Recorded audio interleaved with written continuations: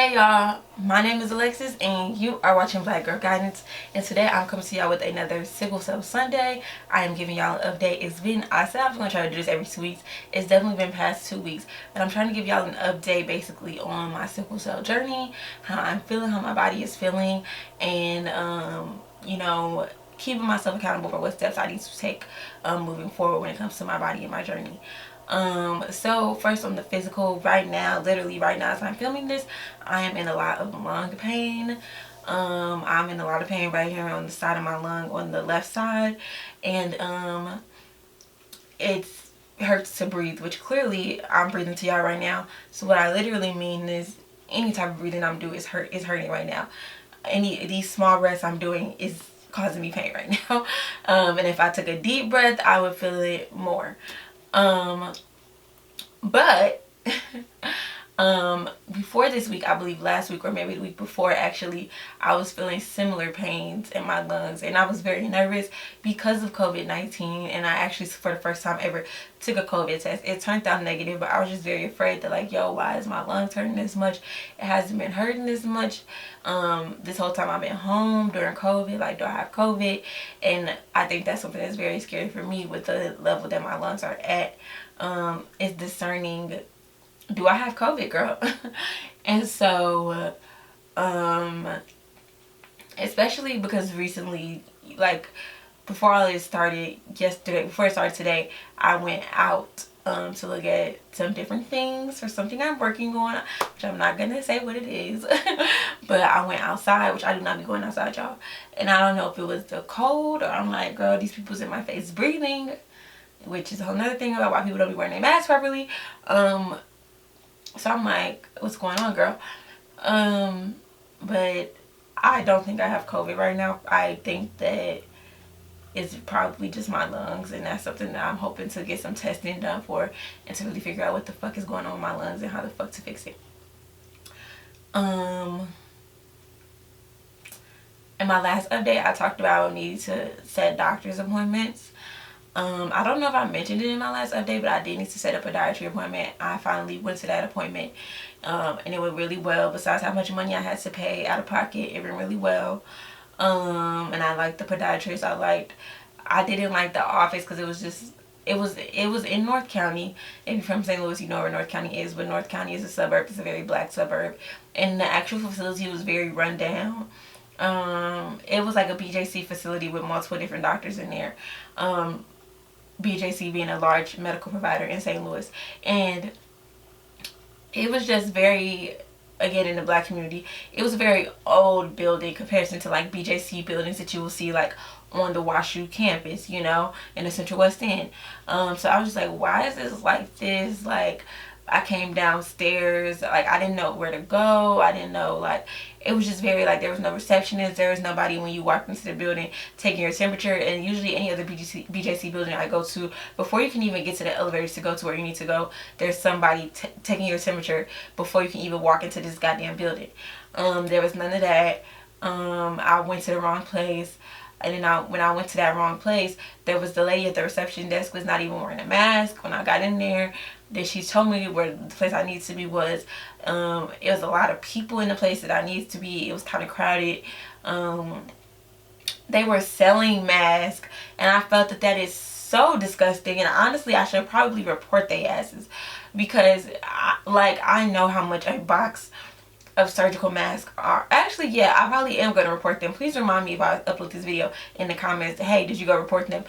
A medical provider selling masks, and I'm pretty sure they were like not even good quality masks. Maybe they were fabric, but to say that like if you don't have a mask you can buy one in order to make a buck, when this place is in the black community and most of the people that was in there was older black people, like, and we are being hit the hardest. This zip code is one of the zip codes being hit the hardest by COVID, when you can just purchase the office can purchase a box of surgical masks for $5, and if somebody does not have one, offer to them for free. When people are already paying for this medical visit, you're already getting paid by insurance. I thought that was actually quite disgusting, and I actually forgot about that till just now. But other than the fact that I feel like they was trying to jip me. I feel like I paid a lot of money, and I feel like I should have asked more questions. I feel like they was on some scammy stuff over there. Of course, everybody working there was white in the black community, which that's another thing. But the actual doctor was nice. I did like the actual doctor. I just felt it was a lot of, y'all know how it is.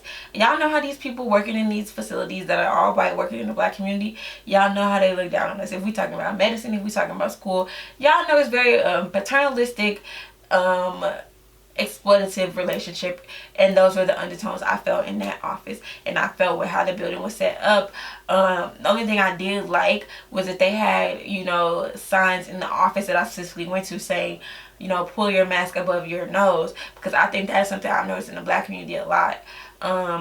People wearing masks but not wearing them above their nose, which, you know, renders them ineffective.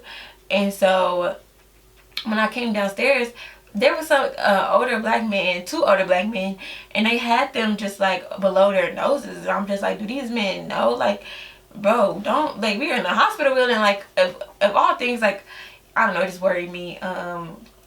And like I said, in any other BJC building I have been to, when I go to the Highlands in the Central West End, you can't even get into that building without stopping at a checkpoint first. So there's no way nobody would be going onto the elevator or waiting for the elevator without their mask above their nose, because you would have been stopped by then before you even got in the building. So that, it just kind of disgusted me, the lack of consistency. Both of these buildings have BJC on the name, but we see how different the standard is for this one in this community versus this one in the Central West End. Like, we know what goes on. We know how that is. So yeah. I think another situation that I have to some extent handled, I have told y'all I need to find a hematologist, which if y'all don't know, a hematologist is the doctor that specializes in diseases like sickle cell. Finally, I got an appointment with the hematologist I wanted.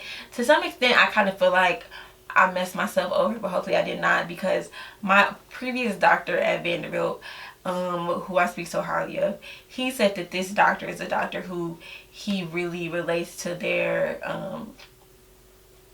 way that they handle sickle cell and their treatment methods, things like that. So I specifically asked for her instead of just asking for, she's in both a adolescent and adult doctor, but I guess that she's listed as a pediatrician in the system, so it was hard for me to get a appointment. Like, I don't really know what that is about with BJC. They're fucking weird that it took all this time only for me still to get a fucking appointment. And somebody had told me on Twitter, actually, that they go to a black woman hematologist here in St. Louis. And now I'm kind of like, should I have just went to her hematologist and I could have avoided all these fucking issues? But it's neither here nor there. We're here now. Hopefully this works out, but also I'm learning I'm not afraid to, like, I do not need to be afraid to fucking switch doctors. That's why there's so many fucking doctors out here. That's why all you hoes are going to medical school, so that I can have my choice in provider. So if I need to switch, I'll switch, but hopefully it works out fine despite the fact that she's not black. And if I feel uncomfortable, I'll let it be known, because honestly I do try to have majority black doctors, so we'll see. But I am happy that if nothing else, I'm getting an appointment taken care of. I have not been taking my hydroxyurea, which is my sickle cell medicine, you could say. And so I haven't been taking it because I needed a refill. And honestly, just the anxiety of dealing with CVS, dealing with all the loops that he's putting you through. I should just have called them. I tried to fill it virtually. Usually when I try to fill it virtually, they will call me and say, you know, this, that, and third, confirm it. So, but when I tried to fill it virtually, it kept saying there was an issue, and it was saying that the last refill was for November 2020. So, which could show you that I don't be taking my medicine every day, because if I took it every day when I was supposed to take it, I would have been used that refill. But so I don't know if I can't get in now because the refill is expired and I had to wait for my doctor to write me a prescription, which should not be that hard for me to figure out. It's just, I guess, the anxiety of like, now I have to call this doctor and I have to